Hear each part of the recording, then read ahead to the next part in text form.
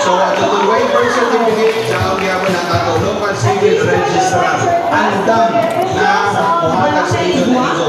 Marriage certificate, birth certificate. Kung gusto niyo ilisa na niyo ngayon, diyan sa local civil registrar. Kung gusto niyo ilisa niyo asawa, papayaon niyo ang inyong ngayon sa inyong asawa diyan sa local civil registrar. Amo sa diyan si Kapitan Orandre kay isa tagpa-erase ang ngayon sa Isabana kay pagminyo ko rin siya pagdoktoro. So, grabe kadagan. Kung dito gihapon diri, CS na sa jadong mga gusto mag-livelihood program, labi na sa ato barangay sa Danawan. Kung sino jadong gusto mag-itlugan, sa veterinary sa Nanan City Social Services. Daghan ba? Daghan atong mga services, di ba? So, di gazon ka mo uli diri nan bayay inyong bit-bit na nakuha na serbisyo or mabit-bit man nagikan sa atong mga ginapanghatag diri. Abi niyo, ini ato People's Day manggod. Lastly, sino may way PhilHealth? Tanan dyan yung PhilHealth?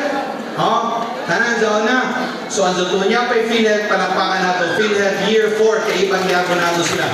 Ang ijo PhilHealth, dyan dyan ijo PhilHealth, dahil nijo sa atong mga doktor para mayakap kamo ng atong mga doktor. Kay daghan libre na mga tambay sa ng laboratorio ang atong yakap. Pag mukato mo sa syudad, dyan sa mas daghang laboratorio, dili kinahanglan kuman.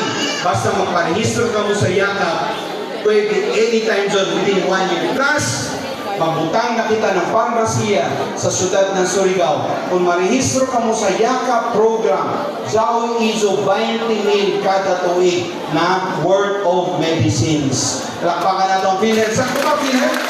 Ang mga PhilHealth? Sakto, 20,000 pesos. So, kung mapakag dyan, di ko na po na makak, sila na makaka.